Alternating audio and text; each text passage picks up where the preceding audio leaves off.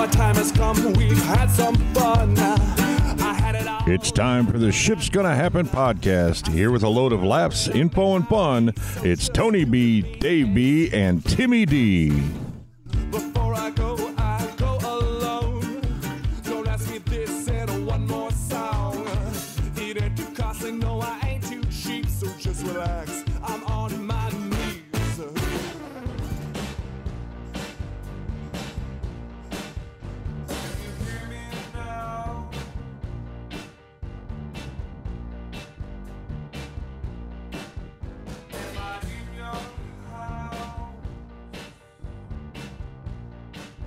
Welcome to the Ship's Gonna Happen podcast, episode number 80. My name is Tony B. Alongside me, as usual, is David B. and Timmy D. Today we have a special guest, Francois Hugon, co-author of Made in France, along with Amy Adams, the other co-author. We met Francois at the Great Divide through David B. And going to the Great Divide, over the years, Francois told us he wrote a book.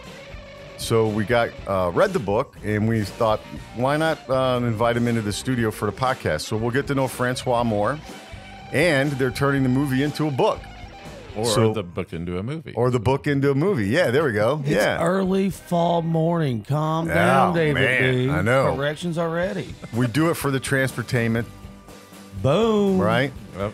So you can catch us on YouTube, Rumble, Spotify, Google Podcasts, Amazon, iHeartRadio, Stitcher, and our home website, www.shipsgonnahappen.com. All you have to do is Google us, and you will find us. Good morning, David B. Morning, everybody. It's a beautiful Saturday morning. Got a little fall. Got some fall colors going on the trees. Just a little bit of color difference. The first color of fall, first weekend of fall. It's just a nice kind of fall Saturday morning football weather type of day. It's really nice outside. This podcast, along with all of our other podcasts, are brought to you by The Great Divide, 743 East New York Street, downtown Indianapolis. Great place to go after a Ship's Gonna Happen week. Great place to go and unwind, kind of kick back, relax, hear some good music, have a good meal, chat it up with the locals. Great Divide, downtown Indianapolis. Timmy D, how are you this morning, my friend? I'm thinking about chili. That's how I am. It is chilly, yeah. 54 degrees feels like 32 today for some reason. Well, how about going from 93 to like 67? Yeah, in one a day. Yeah. That's crazy. So right? it's just a little damp out last night, little Friday night lights. New pal. Did you go to the game? I did not. They won their homecoming. They're just whooping tail out there. So what week is this? It's the third or fourth. No, this is like the fifth or sixth. That's right. They only got three or four games left. Oh, if that. I think maybe 3 games, and then they go into the sectionals. So, but yeah, it's definitely fall is upon us. I'm excited for Francois here. Yeah. We speak to him often at the Great Divide. He's a patron there for sure. And it's his story of coming to America is unbelievable. And we've literally said we're not even doing transportation topics. We're just going to straight listen to his story so he can tell us about his book that's going to be made into a movie. So that's going to be exciting. And hopefully we'll get a little laughs out of him. He's a good humor guy. He'll get some of the good jokes. So outside of that, what's up, Tony B? Man, just feeling the impact of this weather, enjoying the onset of college football and sports, right? Football's back. So and your favorite season is summer, isn't it? Yeah, I really would rather it be 90. I don't like I'm in with you all day. Rather it be 90. But we got a great guy we get to see very often. Like you said, Tim, that was nice how you put that. Francois, man, good morning. How are you?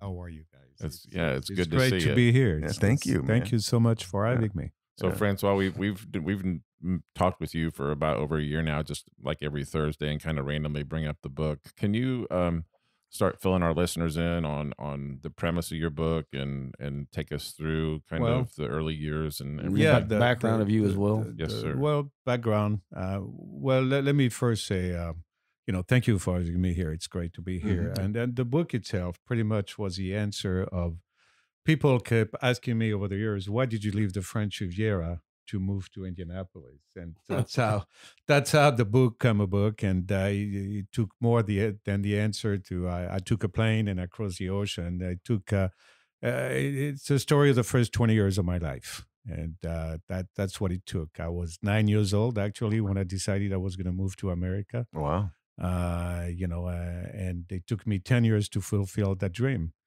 The book itself took shape in a great way because every chapter turns out to be a name of a song Right. from the 60s and the 70s, which is quite awesome. And if you do read the book, please Google the music and listen to it while you read the chapter. No question about it. It's a very, very interesting music, definitely.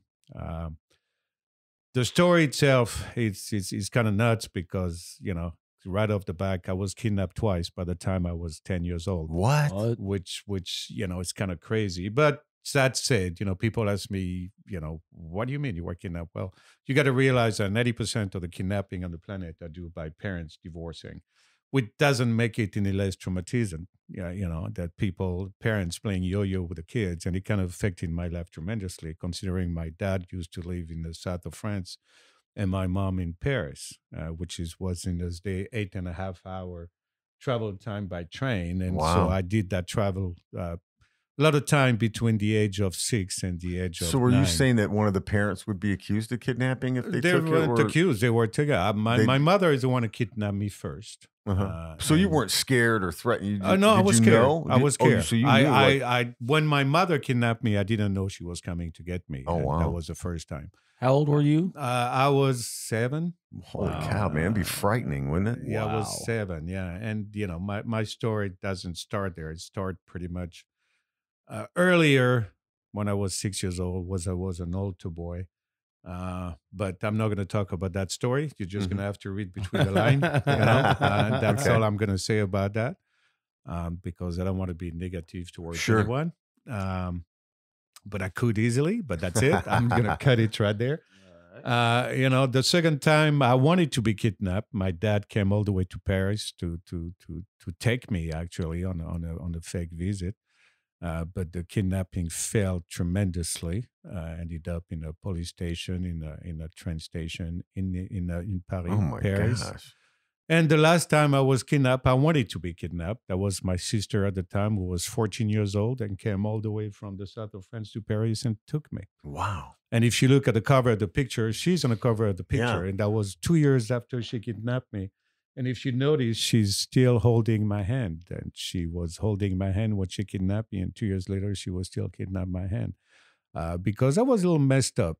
For 5 months, I used to live in a closet after I got back. And I had my own pillows and mattress in my closet. And every so it was night, just like your thing for hiding? Yeah, I was hiding. I was afraid. And I was incredibly shy. I was afraid of the world. I was afraid my mother was coming to get me again.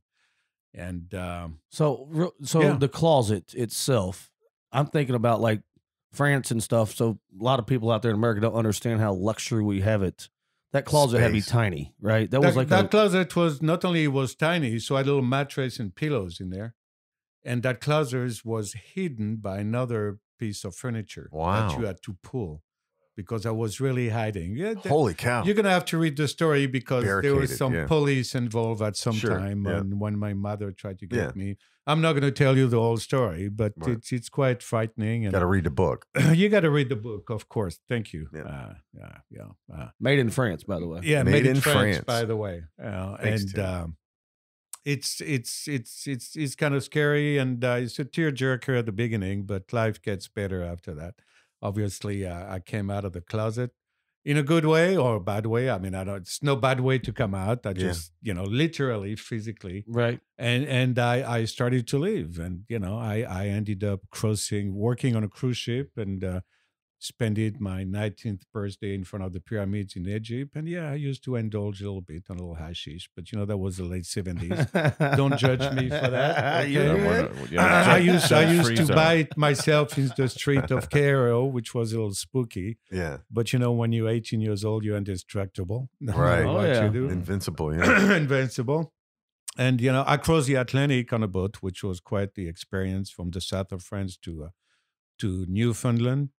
You just lost track of time, I'm sure. Back in those days on a ship, it's not that I did a lot of things, but a lot of things happened to me, and pretty much the story of the book turned out to be how does a teenager, how did that young boy dealt with everything that was thrown at him, and that's a lot, that is, and one kidnapping would be enough. Yeah, right? God, you died two more on that, The Atlantic crossing was quite amazing. It's quite an experience. And chapter 39 of the book, which is the name of the song, is "Shine On You Crazy Diamond," Pink Floyd. Pink Floyd, for those of you who know. It's a great song. When you read that One of my chapter, I favorites. would suggest that you get a friend to get you some of that whatever mota, as you call it, on this side of the ocean. A good stiff one.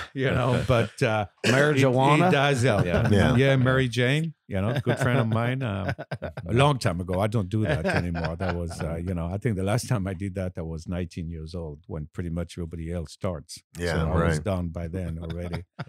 But the Atlantic crossing was an adventure. Almost died a couple of times being crazy. How long did that take? 11 days from the south of France to Newfoundland, Canada. 11 days. And 11 days, we had 9 days of storm. So only 2 days of calm sea. And chapter 39 is actually the story of a part of the calm sea. Real quick here. Yes. Just would it be easier for a French citizen to come through Canada than it would be America? Because there's a lot of French Canadians. So well, I don't know. And back in the 70s, you had to see if things were different. Okay. It's just not the same anymore. You didn't need a passport. I had a maritime passport. Okay. I was working for the Merchant Marine, and the ship I was working on was a cable ship.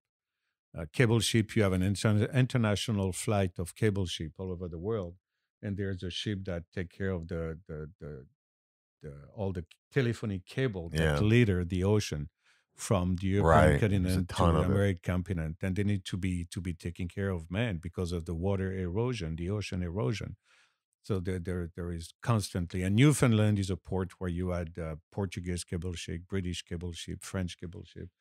Newfoundland, St. John's, actually, the port Newfoundland is quite an interesting port, and I talk about it in the book, my adventure in Newfoundland. I have to say the book is rated G. Okay, so it's there is nothing bad about it. That version is anyway. There is a version out there that's in my safe at my home, but it's for me only for my eyes only. Have your kids read that one? My daughter did, yes, Okay. yes, and I don't know if she read the one that I published, which is a totally nice, clean story. I did leave one part in the book, though. One thing we all have in common. I lived the story when I left my virginity, but I kept it clean. I made it funny, and it was funny because we all have that in common. And I've a lot of people call me and contact me and say, "Wow, thank you for putting that." Because whether it's short, long, ugly, beautiful, memorable, or forgettable, we all have that thing, and we all remember that day. And so I left it in there in a clean way. Mine was funny, and when you read the book, I hope you laugh. What's the name of that chapter? Le Premier Pas, which is a French song, which means the first step. Oh wow! Yeah, that's pretty. The name of the chapter. That is. Yeah. What chapter did you say? I'm sorry. Le Premier Pas, the first step. For those of you out there who know any French, but that means the first step, and of course it makes sense. So, and it's a beautiful, love, romantic French song, and it's quite nice actually. Yeah. So Francois, one of the questions that I have is, listening to you tell your story, you say at the age of 9 is when you kind of made up your mind that you wanted to come to the United States. When do you start incorporating the English language into being 9 years old? When do you start incorporating the English language into when you get over here that you're a little familiar with how, the Okay, well, the thing in France, when you go to school in France, but when you're 11 years old, you have to learn to speak English. You don't have a choice. That's one of the requirements. So you're dual language. You have to. Whether you become good at it or not. I fell in love with the English language right away, plus I wanted to come to America. So my English to me was very important to the point that I wanted to be an English teacher. That was my dream when I was a kid. But I left high school when I was 16. So I never fulfilled that dream, even though I teach French now, but that's another story for another time. But I left high school because I decided to work, make money, and then do some traveling. And and then get your college degree too, right? I did get a college degree. That's not in the book because I want to remind the book ended July 18, 1979. At the end of the book. 4 days before I turned 20. But when I was 40, I did graduate from Georgia State University. Yeah. Georgia State. Georgia State, yeah. Awesome. I had to, just to prove my kids I'm not as stupid as I sound, because I have a Georgia Tech grad in my family, and my daughter is from Georgia. Oh, wow. Go Nice. dog, by the way. Yeah, All right. go Hey, Dogs. listen. Number one in nation. Absolutely. Mhm. Absolutely. So, yeah, that was a lot of interesting part. One thing I'd like to bring up also, back to the kidnapping, I also have a skin condition called vitiligo, which not too many people are aware. Vitiligo, for those of you who know, is you lose your pigmentation. Kind of like Michael Jackson. And I met Michael Jackson, actually, and when I put my hand right next to his, it was just to be that Really? white, you have to have that condition. Wow. So and so I throw that in the book because it was important in my childhood, because not only I had to deal with all the thing that every adolescent teenager deal with when you grow up, whether you're a girl or a guy, Yeah. the acne and Right. the getting to know yourself, sexually and then personally, and then on top of that, I had a vitiligo, which I was spotty. I had a very dark skin when I was a kid, olive skin. And so the combination of both, as a 13, 14-year-old boy, being called on the beach, oh, mom, look at him. He looks like a leopard, which leopard turned out to be my nickname when I was on a cruise ship, actually, which actually I took advantage of it, but that's not in the G-rated version.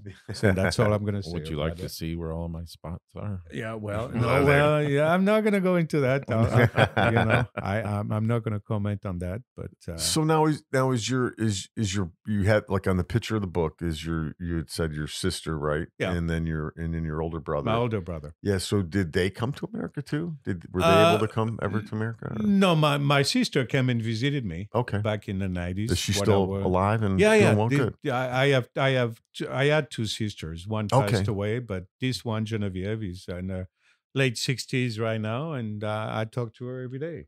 Awesome. She's like, she became my mother, definitely.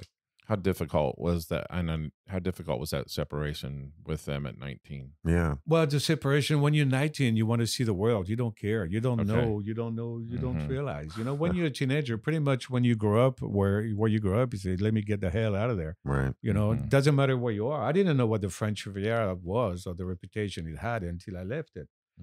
But at 19, I was looking forward. I wasn't looking backward. It was the adventure of a lifetime. And they were very supportive of you. Yeah. In fact, I was as much money as I made working on a cruise ship and a cable ship. I was broke by the time I came to America. I had to borrow the plane money from one of my brothers. Oh, wow. And so I ended up getting here. I had only $50 in my pocket. Wow. And a pack of cigarettes and a one-way ticket and a dream. Yeah, right. And that's the last chapter, actually. And for those of you familiar with Supertramp, the band, the last chapter is called Breakfast in America. Supertramp. And the lyrics are, take a jumbo across the water to see America, which was perfectly for that chapter. And that's music I was listening to. Actually. So a lot of the reviews, like on Amazon of the book or whatever, says we need a sequel. We want to know what happened when you got to America, like the rest of your life. Yeah.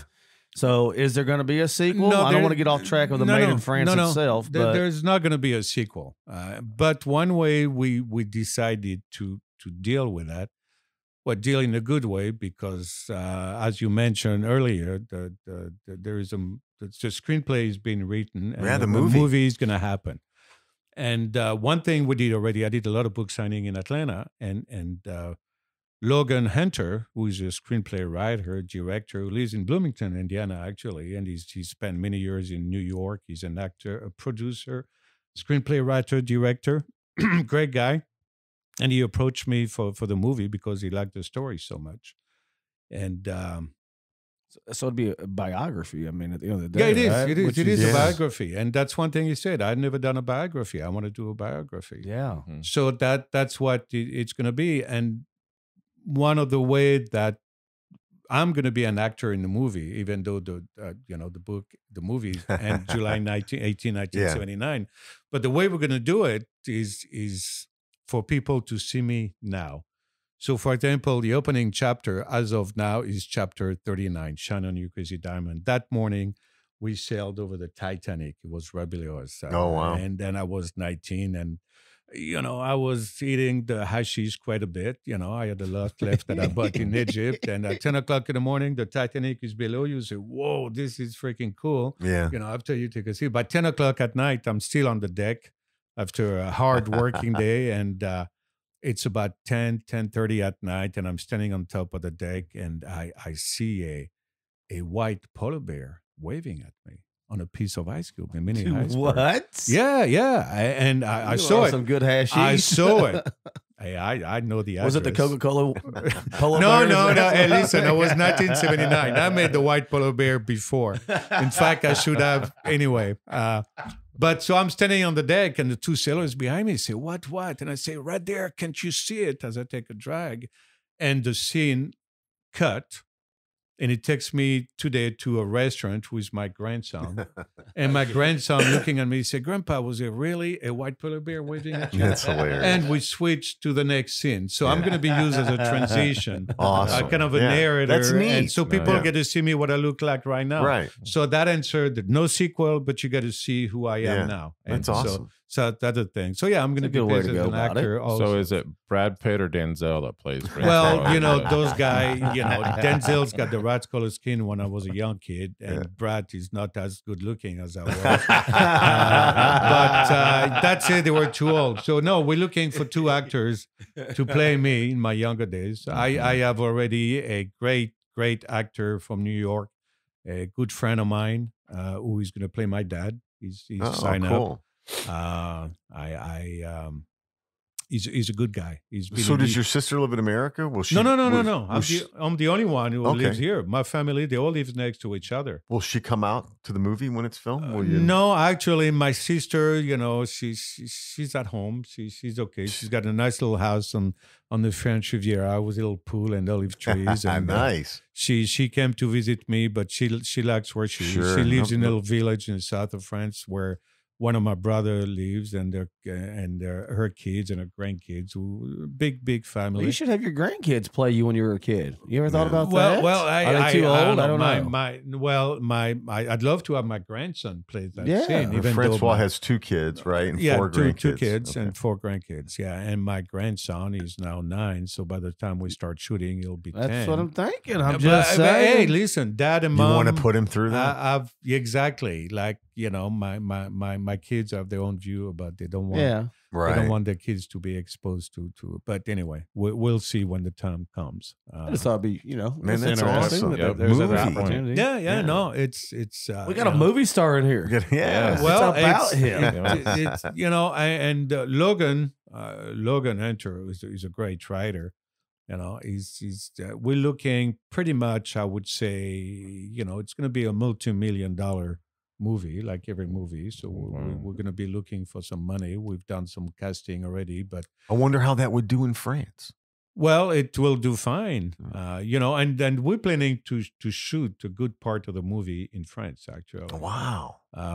In Paris and in the south of France, because it's actually going to be less expensive to take a crew there and to rent a city block in Paris and to rent a city block in the south of France and to build the city blocks in Hollywood or even South Atlanta, with the catering. So plus I've got a bunch of free extras in France. Everybody wants to be in the movie in France. Right. And I plan to put my family in the background, my actual brothers and sisters in the background. So by the credit, you'll have that picture. This is the actual brother and the actual sister. So it's all coming together. We shot already a part of the end credit when I was in Atlanta. Logan came with me and he shot me while I was doing book signing and talking to people. So we're going to put that at the end credit. People see me right now what I look like at the end of the book. So we're tweeting everything. But Logan told me within the next 6 months, pretty much, is when the screenplay and the press kit will be together. The press kit is like a business plan for a movie, where you put, this is the money we're going to need for actors, for catering, for traveling, for shooting, for crew. It's for got to be a all that. ridiculous budget nowadays. Yeah, I know. Take a You crew know, to I mean, I France. think I can't tell you exactly how much money we're looking for, but of course, it's a multi-million-dollar I'm sure. venture, and I'm discovering it. I know nothing about it, but I tell you what, it sure is a lot of fun to watch it develop.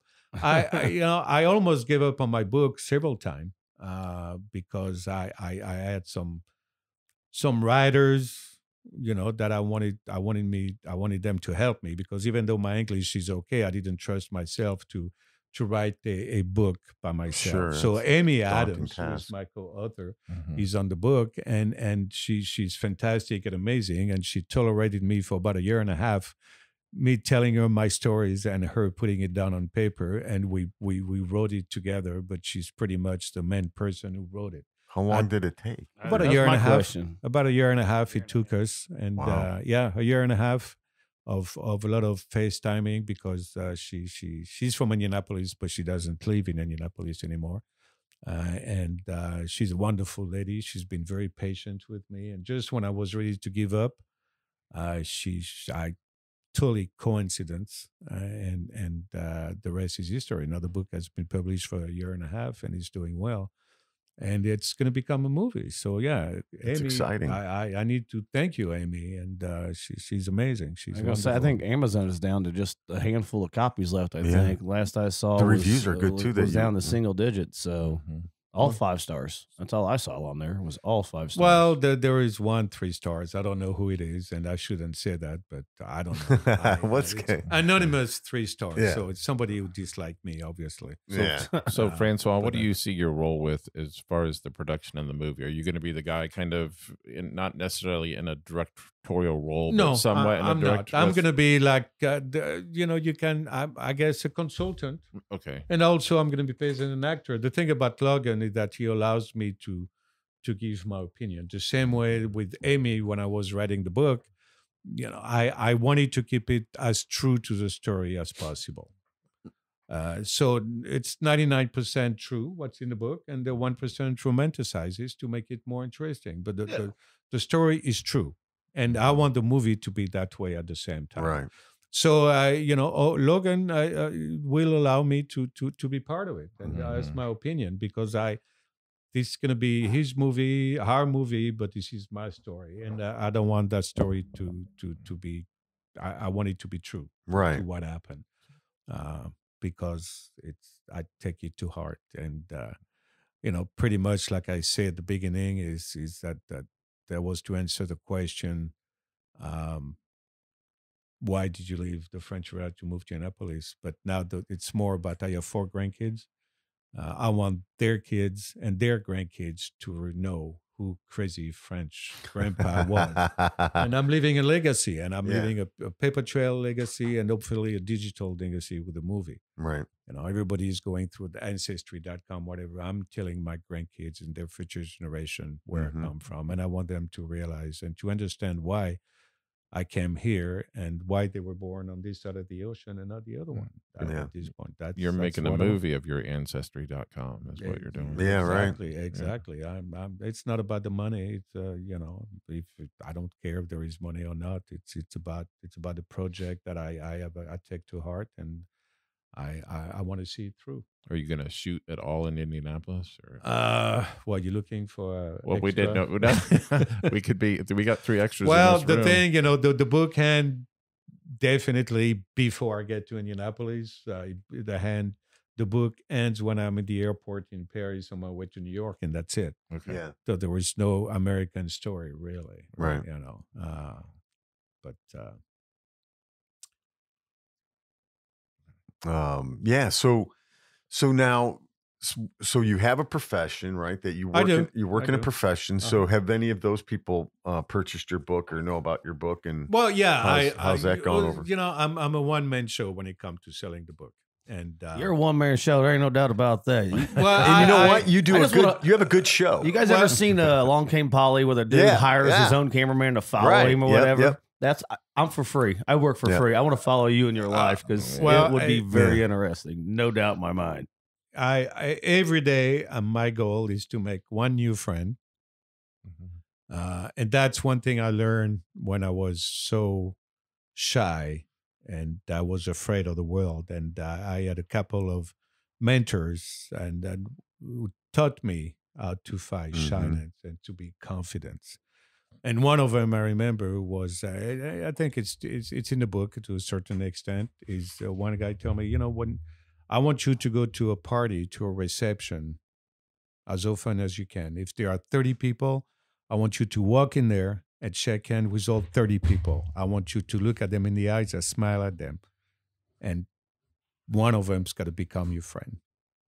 And I practiced. Who gave you that lesson? A teacher of mine. Okay. Because even though I left that school, I went back to a school to learn to be a professional waiter, which is in the book, which is it's different in Europe. There is such a thing as a profession in Europe, professional waiter.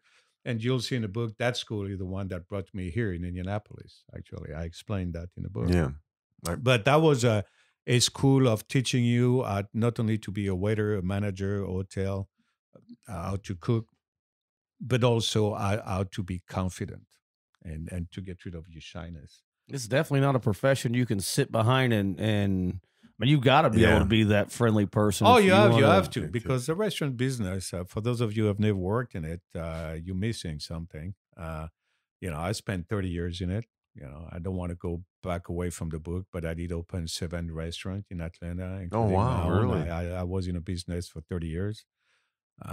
So yeah, the business was very good to me and allowed me to travel. I was paid to be on a cruise ship. I was paid to cross the Atlantic, and I was paid to come here. Always making that hustle, ain't he? Well, always but that's the hustle. thing. It's not the asshole. It's just how to deal with the thing that are thrown at you in life, and what decision you make. Am I going to make a right? Am I going to make a left? One thing I didn't mention, I did some stupid thing, but I was kicked out of. I was fired from the boat when I was in Newfoundland. I was. At least you didn't get fired while you were crossing the Atlantic. No. I was on the boat for 3 months, and they fired me when we were flying back before they all flew back. I mean, imagine you had 55 sailors that flew back from St. John's to Toronto and Toronto to London. 55 guys who have been at sea for a good average of 3 months. To the North Pole, and then being stuck around iceberg and fishing cable. Yeah. And getting stoned and cleaning snow in the morning. So 55 sailors. So they fired me on my last paycheck. Said, we won't need your service anymore. And, you got to read the book to find out why. What was a paycheck like back in those days? I tell you what, I was making dough. I was making good money. Between the cruise ship and that, I was making the equivalent of $1,500 a month. That's a lot of money in back in 1978. 1978, I was making money. That's a lot of money. So I was loaded, considering you'll see. I when you read the book, I grew up very poor. I didn't know what Christmas was. Christmas present. We had one present for 6 of us. And I mentioned that in the book. It was a folded white bicycle we had to share. So Christmas wasn't much. Plus, by the time I was 6 years old, the family was broken anyway. But so 55 sailors flying from St. John's to Toronto to London. By the time I get to London, I was a bloody mess. So much that I was kicked out of London for 10 years after Whoa. Banned from England. And you're going to have to read between the line in the book. Why? By the way, Queen Elizabeth was still in charge of that. Yeah. She was in charge. Wow, she raised in peace. I respect her. Yeah. The French and the British, we have that hate-love relationship. Oh, yeah. Yeah. They love us, we hate them. But no, I respected her, and I gave my condolences to all my British friends over the world, because I do have still a lot of them. But anyway, the confidence factor and the shyness was to, and I still do that. So you got groomed young, man. Yeah. That's wow. You had to grow up and be a man by the time you were 7, right? I mean, that's what it pretty boiled much, down to. yeah. And no, it started before that. And again, I don't want to say anything, but when you read my story as an altar boy, and that's when you met my older brother. I was 6. I was 8 years old. I don't want to say too much. You're gonna have to read between the lines when you read the book. But there is such a thing as bad thing. And that's all I'm gonna say. Yeah. Thing I didn't remember until I started to write the book. Things that were back in the back of my head, and I had to call my brother and ask him, "Did that really happen?" Yeah. And he said, "Yes, it did." And writing the book was very therapeutic. I was going to say, was that kind of like traumatic and therapeutic at the same time? Yeah. When you're reliving exactly what reliving went down? things that I totally forgot. Right. And what do you remember when you're 6 years old? You don't remember things. I mean, Right. try to think as far back as you can of Yeah. what you remember. Right. Maybe 7, 8 years old. 6, it was buried in the back of my head, but it sure came out when I started to talk about it, and I cried. Sure. Like a I don't know how whiny you little whatever you want to call me. But it was good. No, I can talk about it, but it was very therapeutic. So if anybody has a story and you want to write a book, please, it's very therapeutic. Just do it. We all have a story. Did you ever get reactions you didn't expect from the book? Yes, I did. I did. On that story, I did a lot. I got a lot of calls from my... I talk about 5 different ladies in the book. And, Shocker. in a clean way. I'm surprised he left it at 5. That's a G-rated version. Yeah. And I changed the name of all of them. Okay. Nice. Except one. Okay. And one, and you'll see the name of the chapter is Capri C'est Fini, which is a French song talking about the island of Capri in Italy. And if you've never been to Italy, if you go there once, go to Capri. It's a beautiful island. Chapter 32. 32, is that it? Mhm. Capri Yes, C'est sir. Fini? Yep. It's a story. It's a short chapter, but it's a story of 2 teenagers, one French, one Italian. Her name was Gina. And we spent an afternoon together. That's all I'm going to say. And we never saw each other again. And but memorable in more way than once. But Did you get the book published in France too? No, You did not I put it in have French and I've sold a lot in France. In English though? You have In an English, yes, copy? yes. Okay. And I'm working on the translation myself. It's wow. pretty much done already, but it's a lot of work. Oh, I can't and imagine. I do have yeah. a full life, considering I teach French and I get people drunk for a living. And, I do a lot of things. So yeah, it's taken me a while, but I have nothing but time at this point. So eventually, earlier, Francois, you mentioned that you called your brother to help remember some stuff. Did you do this with any of your other siblings? Yes, I out with did. the My elder sister, my 2 younger brothers, of course, are younger than me, so they don't have too many memories of those days. And fortunately, my elder sister, who could have helped me, passed away in 2009, and she would have remembered a lot of things. So I'm mad at her for dying. So still, but I love her to pieces. Definitely, Yeah. She was the oldest one, and no, she's forever the youngest one. Yeah. Going back to your confidence comment, you are probably one of the most confident people I've ever met. Oh. Especially when you come into the Great Divide and you're doing your, I don't, like Tim would say, doing your hustle on trying to get them to buy the liquor or the wine or stuff. But I'm going to correct you on that, because I think the more you try, the more you hustle, the less you're going to be able to do it. Mhm. You got to be yourself. You That's what I mean. Yeah, when I say that. and there is. I don't want to go into sales technique or whatever, but if I want to give any advice to anyone, is give it. Tell them. Don't lie, and be yourself. Mhm. And that's it, and talk about the product and get people drunk. And he does a good job. Get at them that. to sign do on a the very bottom good line. job, That's yes. it. For those of that listening to, Francois carries a map of where the wine comes from. I do have a few maps. I do And have a few tools. That's amazing. I'm old school. I'm a 63-year-old man right now, and hopefully I'll make it to 64. But I'm one of the dying breed that still go out there and make cold call and talk to people face to face and shake hands and customer service. You buy my wine, well, you're not going to get rid of me. I'm going to be there all the time to make sure that I follow up with you. And I'm not going to try to sell you something bad, because what's the point? It's going to stay on the shelf. So But anyway, I'm not here to give you a one-on-one on sales. I have my own way to doing things, which is being myself, natural, don't lie, and be true to yourself, and that's it. Don't lie, though. Karma is a bitch. Yeah, right.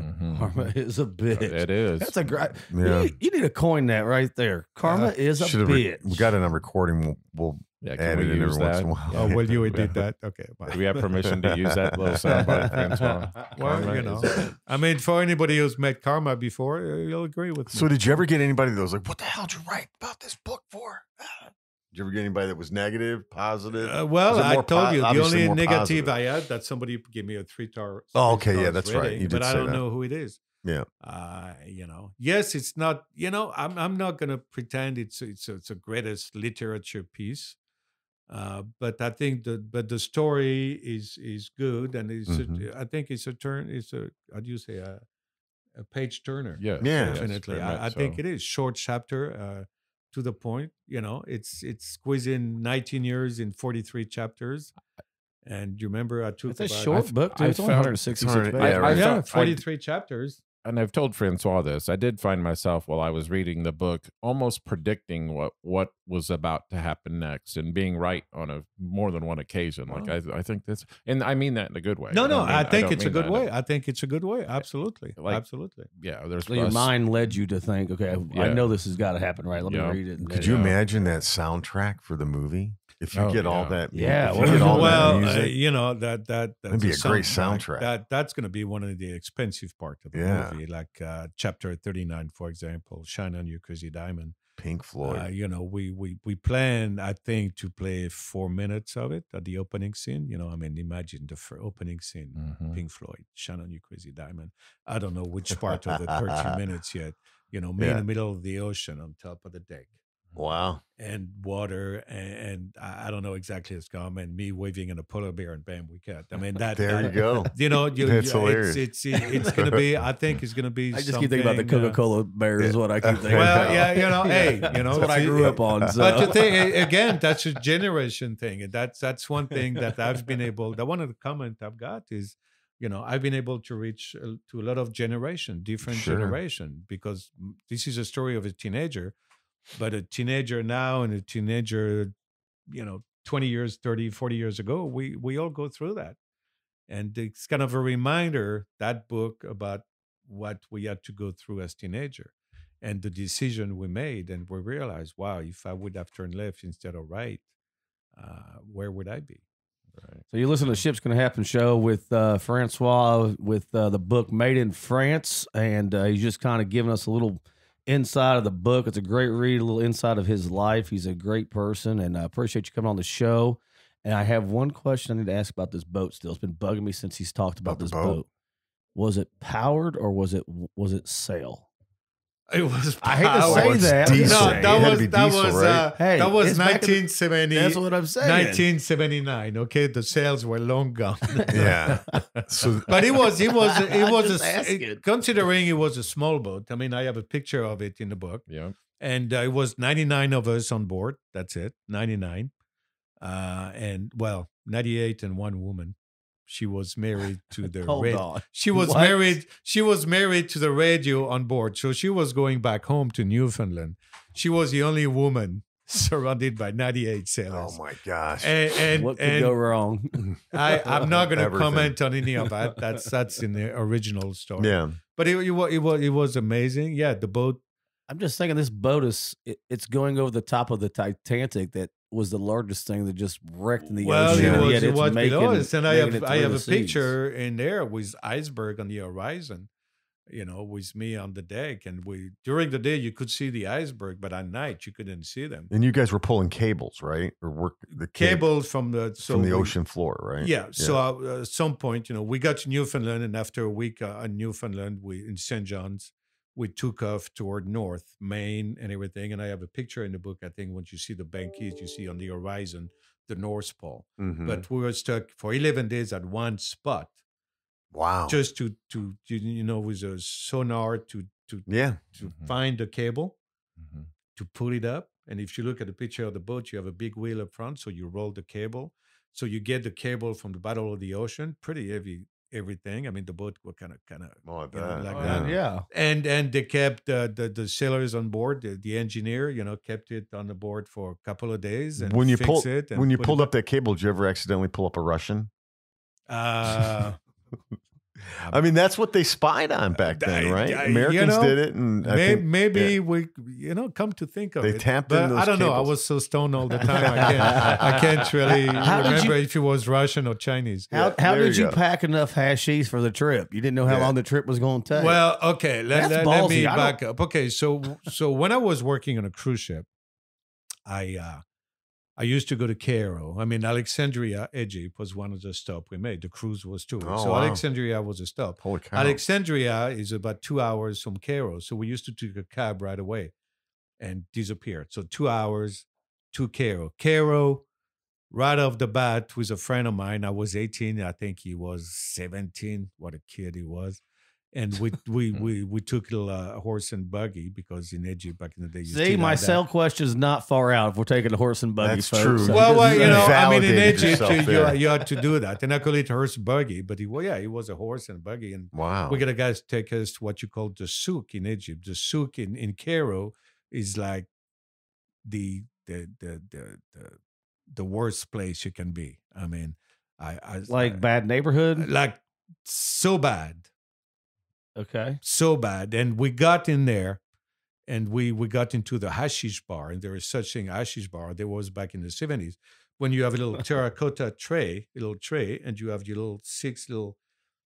little pot full of hashish. Yeah. And then Like a taco stand full of hashish. Yeah, exactly. And they knew exactly what we were that's there I'm thinking for. about. I was there to buy hashish. They knew it. So say, my friend, come on, my friend. And they were speaking English, no French, no Arabic, and they were speaking. Come on, my friend, kind of sit down. And you sit down here and test the good quality of the hashish. So it tastes. You smoke it, a big water pipe, and you smoke it. And they were sitting right in front of you and smoking and blowing smoke in my face, trying to get me stoned. So try to take advantage of me, but they didn't because they knew I was coming every other cruise to buy some stuff. And the way we bought it. It's a bit, look at the size of a magazine. And so, half an inch and that long. So we bought about 10 sheets full Of hashish. Hashish. Big. Man, you go to prison for that.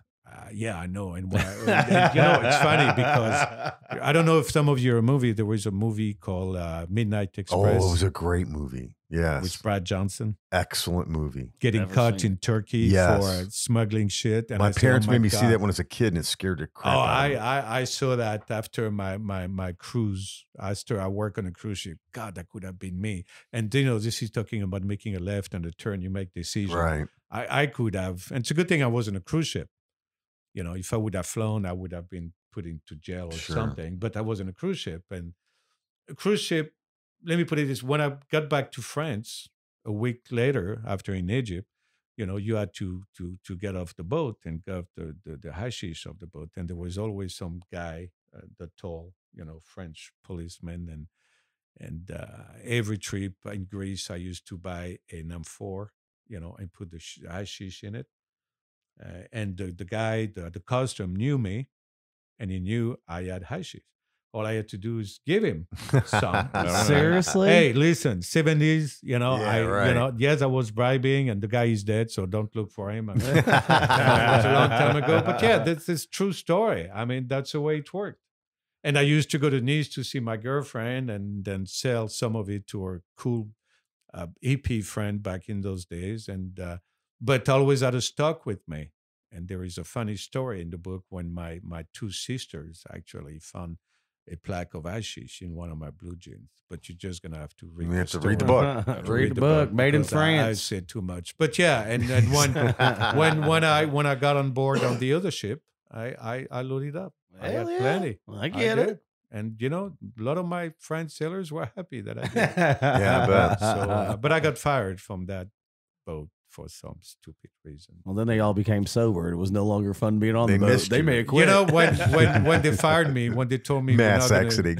they gave me the check. The guy on board who was in charge. They say we're not going to need your service anymore. The sailors were ready to go on strike to keep me. And why, you're going to have to read the book to understand. Mutiny. You can't be firing a drug dealer. You can't be doing No, that. I wasn't a drug dealer. I know. But the guy, they wanted me because, well, just read the bloody book, and you'll know why the sailors went to calling me boy. And one of them, I had an earring, and one of them tore the earring of my hair and said, "You got to earn the earring before you can call yourself a sailor." So they used to dislike me very much. You know, I'd be tossing boys off that ship. They were jealous of Francois. It was nasty. It was naughty. I mean, talk about, what's the word you use? Hazing. Hazing. Oh, hazing. Yeah. Yeah. So you go through some shit. So did you eventually earn their respect enough to get the ring? No, ring but I earned their respect enough that when I got fired, they were ready to go on strike to make sure they wanted to keep me. Okay. So I did a concert turnaround, and again, that was about confidence and about how to make friends. And just read the book and you see all that. And so what kind of earring was it? Was it a stud? Oh no, like he was just a silver little bullet. I mean, little studs. A stud. That was a stud, and it wasn't right here, which I didn't know what it meant back then. I don't care. Did that mean something? No, that meant I wanted to be tough. I wanted to be a sailor. To me, that was a sign of I'm a sailor. And, and the stories there when I got a tattoo. I never say, did you have any tattoos? That was my next question. I never meant to get a tattoo, but you'll see when I was in St. John's, I was one of the few guys who had any kind of English knowledge on board. So I used to take the sailors to the tattoo parlor every afternoon. Okay. Until I was in the parlor and I saw that little tattoo, and it's been with me since 1979. I paid 19 Canadian dollars for it. Wow. Back in 1979 and in color, and it's still there. Nice. 19 Canadian bucks. 19 Canadian dollars, 1979. That's basically $10 American. I don't know what it is, but that's what I got. And I'm glad I did it because it meant something to me, and it still does. I bet. He's got a name, Cabot, which means street dog in French. So that's his name. So the first chapter of the book, can you pronounce that for us again? The first, what does that mean? Douce France. Douce is a French word for sweet. Okay. So sweet France. So when you translate it, when you translate from one language to another, you got to not translate literally, but you get a sense. So that would be a home sweet home. That's the way I would translate it. Is there a place called that, or is that just a description? No, it's a description. Okay, like home sweet home. That's what Douce France, sweet France, home sweet home. That's what it is. And that's the opening chapter. So you mentioned the gentleman's name. Was that the originator of the song that the singer, the guy who wrote that song? Yeah, that was back in the 30s. His name was Charles Trenet. Okay. Charles Trenet, a French singer, back for the 30s, 40s. And it's funny because when you get into royalties to put a song and the lyrics into a movie, for example, Pink Floyd is going to cost $50,000. Oh, yeah. Gee. That song is not going to cost anything because it's over 70 years old. And once it's over 70 years old, you don't pay royalties anymore. At least that's what I've been told. So, Here's a remake of that song. Does that sound familiar? Pays de mon enfance. There we go. Oh, yes, indeed. The music. That sounds so awesome. That's from the 30s? Holy cow. Yeah. Obviously, remade trumpet is nice, but it's a definite tune, and it's talk about the church in your hometown and then the pictures. That's back when instruments were out of rocks and sticks, weren't they? You could have left that music up the whole time Francois was talking. And I don't mean that. But that's the thing. And I have a gentleman. Yeah, but you're right, though. A gentleman from New York who's putting together a playlist of all the chapters together. So next time I have a book signing, we can have it on TV and play it in the background. Yeah. Actually. When was the last time you were back in France? 3 years ago. Okay, just visiting family. Visiting family, and of course, COVID happened, and it happened to all of us. So it's been 3 years, and I'm planning to go back early next year. Definitely, I need to go back, and I will. Do you stay with family when you go back? I do. You get your own hotel? And I'll come and visit, but I got my own car, my own phone. Well, I don't need the phone, but I get a car. But if I go by myself, the last thing I want to do is to be the tourist. So I stay with my sister. Yeah. I never tell anybody I'm coming. I surprise them all. I knock at the door. You just knock on the I door. knock at the door and I In surprise America, you them. get shot for that. Well, it's one way to start a party, and we all get together, and it's a beauty. I've done that since. So if you're listening to the Ship's Gonna Happen show over in France, please let his family know he will be coming in the springtime of 2023. Yeah, but I'll tell them the date. So that's fine. So so coming from France to America weather-wise, what's well, that I am like from here? the south of France, from the French Riviera, warmer, which right? it's very warm but very dry. Here in summer it's very warm but very humid. Yeah. The summertime and the grass is green. In the south of That's why France, the grass is yellow in the summertime. It's Wow. really dry. That dry.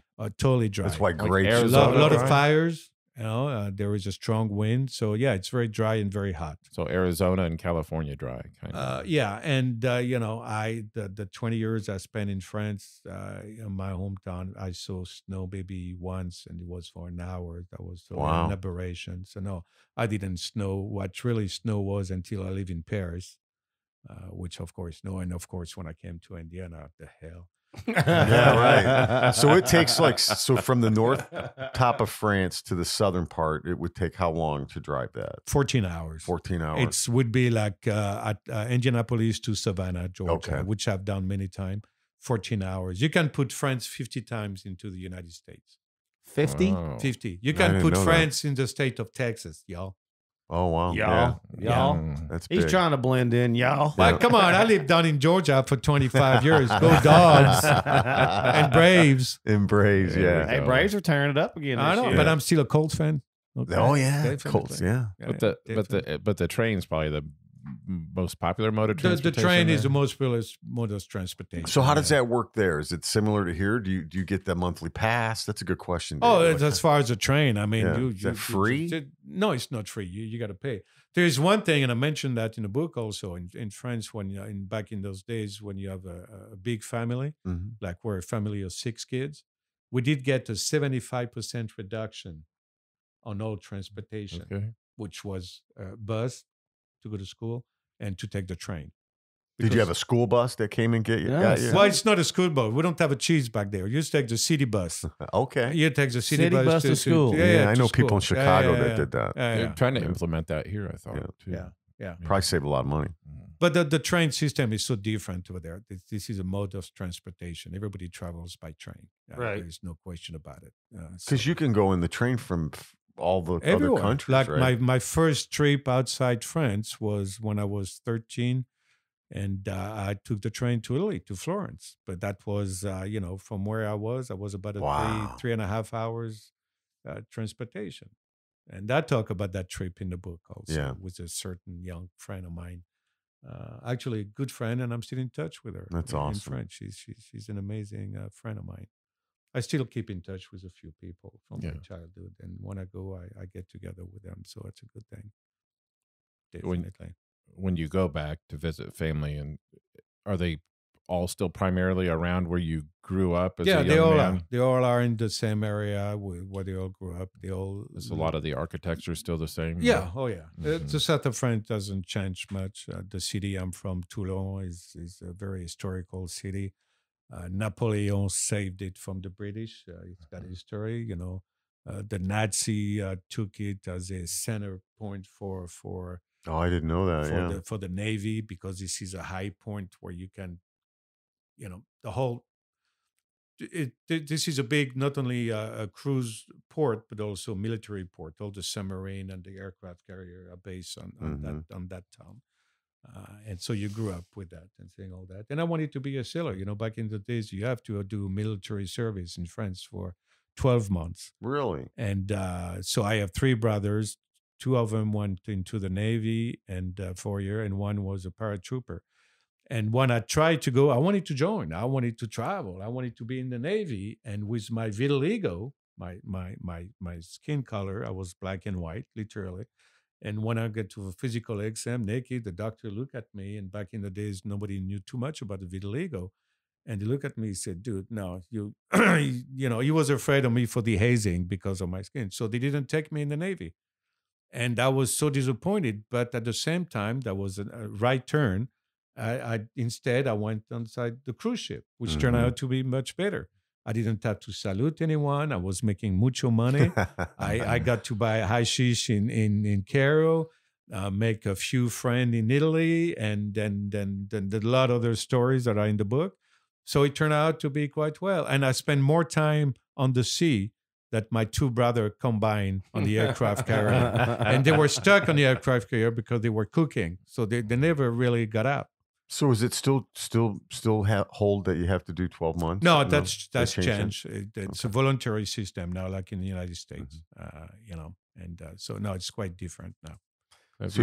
Go ahead, David. Have you ever considered reliving that 19th birthday in Egypt, like going back to just be like visiting there again? Have you done that? I've been there once, and it was such a memorable experience, and I describe it in the book. Mm-hmm. Believe it or not, I was watching a laser show over the pyramids, and I was getting stoned and beating on some kids, because that's what they did. All those kids approach you, and they get all the tourists and say, bakshish, bakshish, bakshish, which means money. And the first time you're kind of scared, but you see their parents coming, and they beat the crap out of them with a stick. Leave the tourist alone. Leave the tourist alone. It's kind of nuts. I mean, one side you look at the pyramids and the Sphinx, say, whoa, dude, this is freaking awesome, right? And you turn around and you see the city of Cairo, which is a total disaster. It's dirty, it's nasty, and if you listen to me, I'm sorry, but it's true. Don't take it personally. But every city has their dark side. Yeah. No doubt. But the thing about traveling is go where no tourist goes. Just look for the right places. Right. So it's I have my own way of looking at things when it comes to travel. I like to get lost. Yeah. So did you have ancestors that served in World War I, World War II? Definitely. Well, my dad, for example. So when the war started, my dad was 14. He was in Brittany working in a farm, and I talked to that briefly about in the book, and because I introduced my dad and my father and my mother to show how different they were. My father grew up in a farm, left school when he was 14 when the war started, and he ended up spending most of the war making coffins for dead soldiers, or whether they were being German or French resistance or whatever. That's what he did.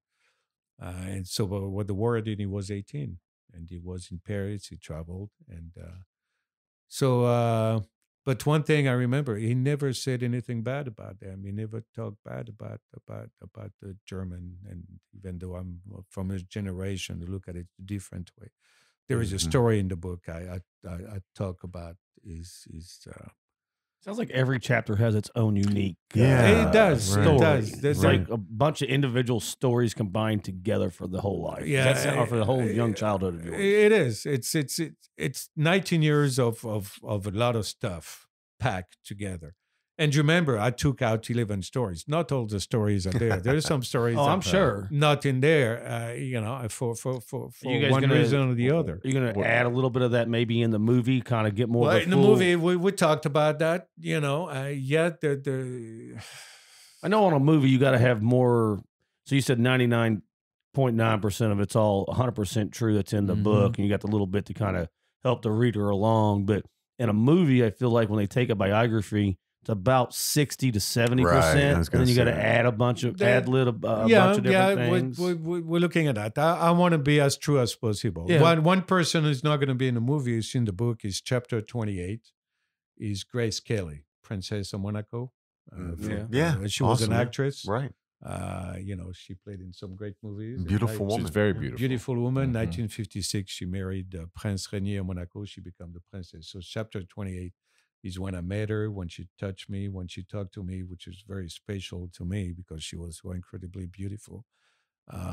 But she's not going to be in a movie because that's I don't want her to be part of it. Right. I got it. Yeah, that's what I was saying. I think just a movie production is a little bit different than a book when you're trying to, back to your point of translating the book from English to French, right? Yeah.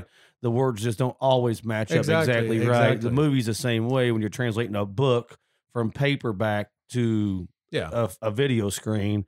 It's just a little bit of a different stories also. That's why I was asking if you had some room to move, and it sounds like you are. I'll be able to. Yes, definitely. I'll put my 2 cents in it.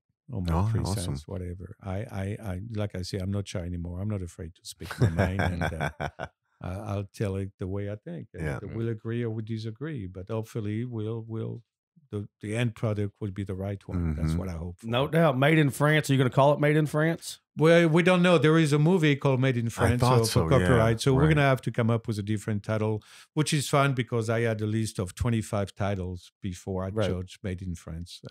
Based off then in the credits, whatever, based off the book Made in France. Yeah, definittle. Biography type deal with Francois. Yeah, definitely. And Amy Adams' name will be there. Amy, your name will be there. Yeah. Co-author. I want you to get some royalties out of it. Well, thanks for coming in today, Francois, and giving us an insight on the Made in France. Check it out. It's on Amazon. You just Google. All I Googled was Made in France book, and you should be able to find it. Matter of fact, I just kind of surprised him. You can find it on Walmart right now. Even Walmart's got it available. But I know it was short on copies out there, but it sounds like a very interesting read for every listener out there to maybe pass some time, especially for you truck drivers over the road, or you got downtime sitting at a customer for 6, 8, 12 hours. We know how that goes. And you want some downtime versus using YouTube or TikTok. Pull out the old school paperback and take a look at it. I think it'll be a great read for everyone out there. I agree. Francois, it's been awesome having you on today. Well, thank you. Can I ask 2 favors of you? Sure. Can you give us this is Francois and you're listening to the Ship's Gonna Happen podcast in English and in French? Can you do that for me? Can I do what in French? To give both of them. Can you say, this is Francois and you're listening to the Ship's Gonna Happen podcast in English and in French? This is Francois and you're listening to the Ship's Gonna Happen podcast. C'est François et vous écoutez la radio sur Le Ship va se passer. Nice. Yeah. We'll use that. That's pretty awesome. Good right there. I don't know what he said. He probably said, I'm sitting with 3 dumbasses. That's just one thing I discovered when you came to here. French people's like, which, I didn't know it sounded like that until I came here, but why not? It's all good. But hey, good stuff. Seriously though, thanks for coming in today. It's great and getting to know you more, and it's a pleasure to get to see you on those Thursdays. I enjoy seeing you, and I'm gonna keep showing there. You're why we go there on Thursday. Yeah, hopefully, I'll see you there on Thursday. Yeah. Sounds good. It's awesome. Great. Thank you so much for having me. Thank you for coming in. It's awesome. I appreciate it. Yeah, thank you. You're listening to Ship's Gonna Happen. Happy Saturday, and we will catch you soon. Episode 80. Episode 80.